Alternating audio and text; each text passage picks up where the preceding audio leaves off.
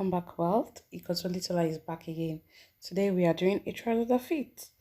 A lot of people make beautiful pieces, yet find it difficult to make trousers. If we are one of them, just sit back, get a pen, get a biro, and start jotting down. The measurements needed include the waist, hip, thigh, round knee, round ankle, crotch length, trouser length, and hip length. The above shows how to measure the crotch length by the NMSU. You put the tape roll from the front, in between the legs and to the back. And the crotch depth is measured by the client sitting on the flat surface. Then using a tape, using a ruler to measure from the waist to the hard surface where the person is sitting on the side. It requires a lot of expertise to get it correctly. I have derived formulas to get the crunch length without measuring and still get the same result. I've been using it for years and it's been working for me. For crunch length with pencil low waist trouser, I use hip divided by 4 minus 1. For pencil trouser that is going to sit in the mid waist, most time distance between the mid waist and the low waist is 3 inches. So I will just add 3 inches to the formula above. Then for the crunch length for palazzo, I will divide the hip by 4 and add 2 inches extra. That is if it's sitting on low waist. But if it's sitting on mid waist, I will divide the hip by 4, add 2 inches to it, and another 3 inches to it. If you are making jumpsuits, you use the crunch length of the mid waist. Like I always say, fold with the biggest part. So step 1, the biggest round measurement for what we are cutting now is the thigh. The thigh is actually bigger than the hip when it comes to trouser. So divide your thigh into 2 and add 1.5 inches. And add 1.5 inches. That is what you are going to use to fold.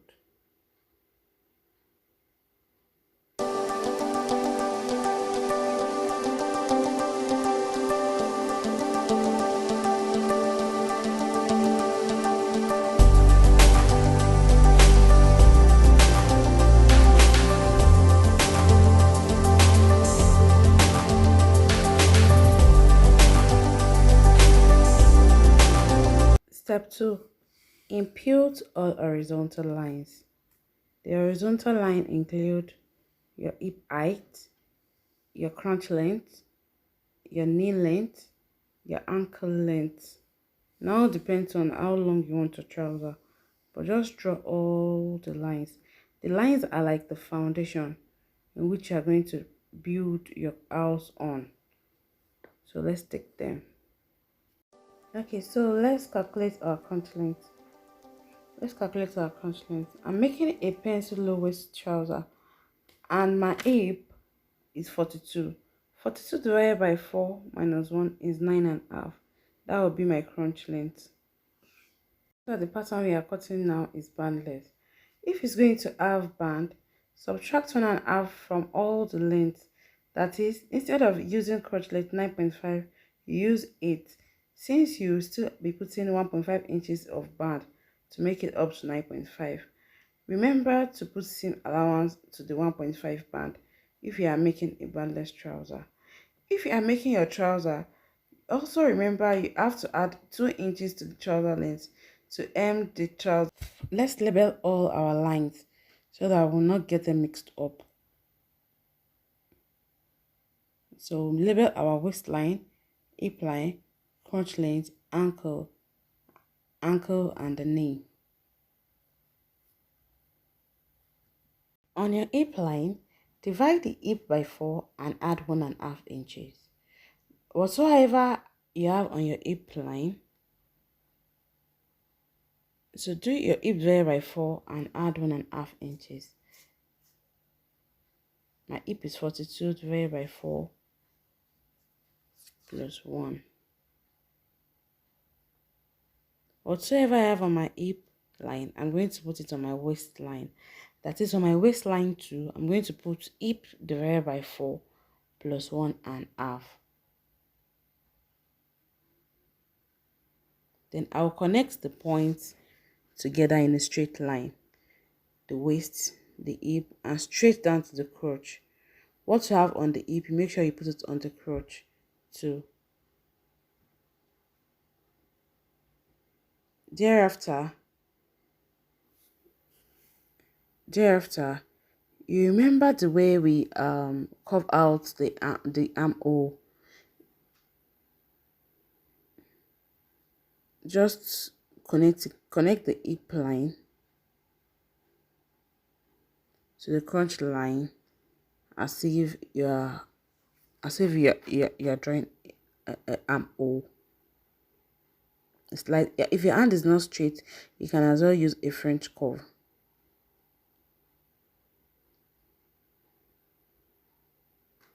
The next step, on the waist, mark from the waist around the crotch length area where I'm pointing at.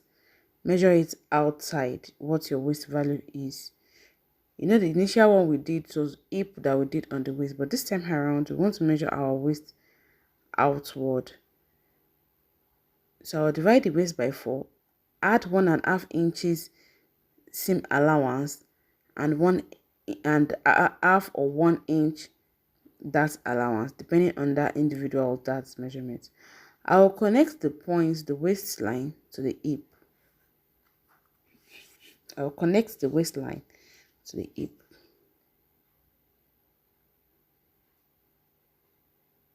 My trouser pattern is coming out gradually. On the knee line,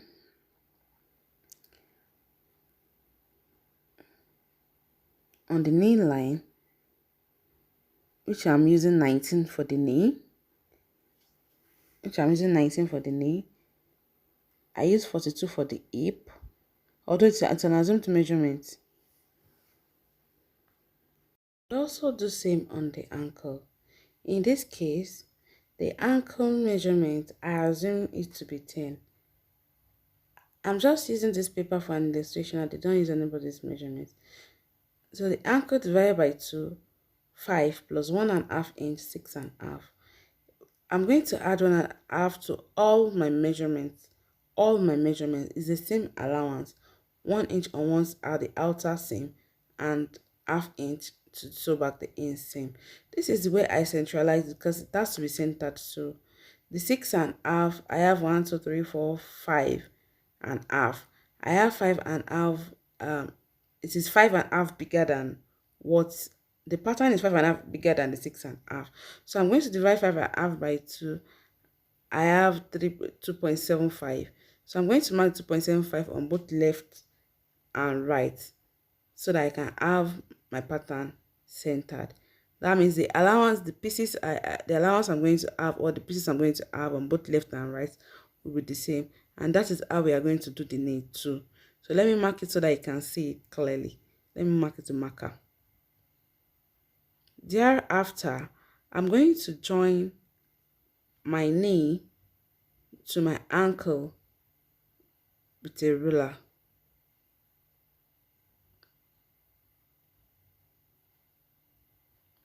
Then my crotch to the knee, my hip to the knee.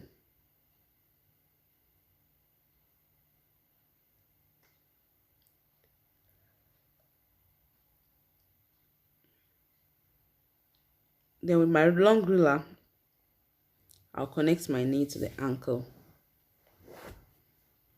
And of course, you know, the ankle length is also where the trouser length sits.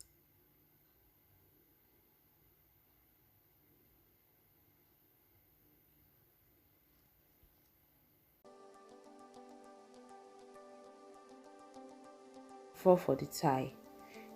What you are going to do as from the tie, ankle, like that, all those measurements that you measure just one leg, you are going to divide them by 2. You divide from the hip upward, you divide by 4, but from the tie downwards, divide by 2. And when you are dividing it by 2, you have to centralize it. So just connect all the points together. And we are done. We are done with the front piece. Does it look nice? Yeah. Yeah, very nice.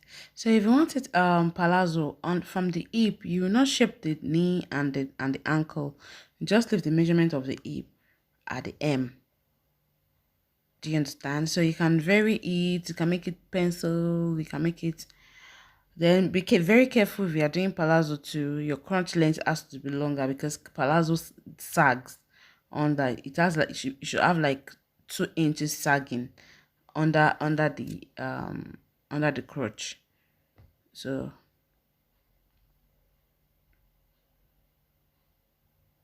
it's time. It's time. So this is what we have after cutting it. This is what we have after cutting it. Okay, so we ended up having two of it. Front one and front two.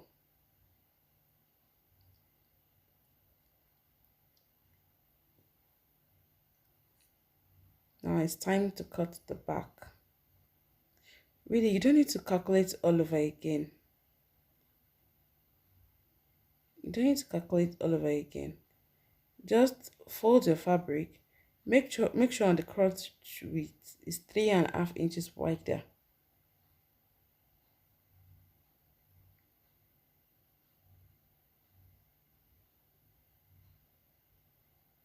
And every other part down adds extra 1.5 inches. Extra 1 inch. Sorry. It has extra 1 inch. The 1 inch you're adding now is just its allowance, not for sewing. The 1.5 we added initially is for sewing, but the 1 inch we are adding this time around is for freedom. So it has to be easy for you, except material is stretchy.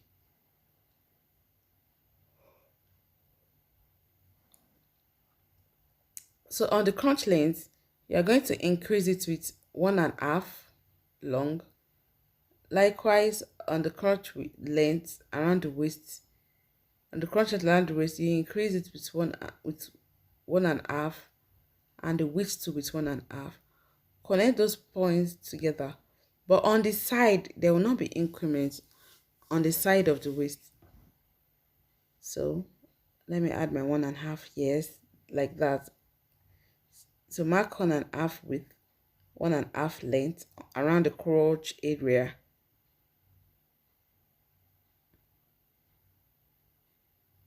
Then you now connect the waist to the hip. The essence of the 1.5 is to make sure at the back, we have bum bum at the back, and when we see it, the bum but tends to like pull down the material to pull down your trouser. The essence of the 1.5 we are adding there is like cover up for the one the bum bum is going to eat off.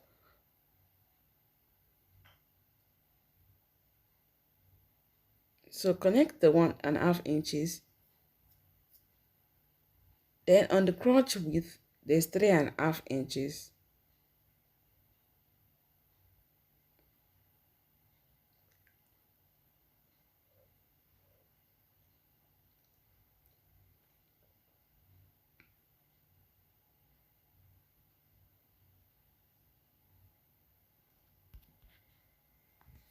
Then the ankle and the knee has extra 1 inch is allowance.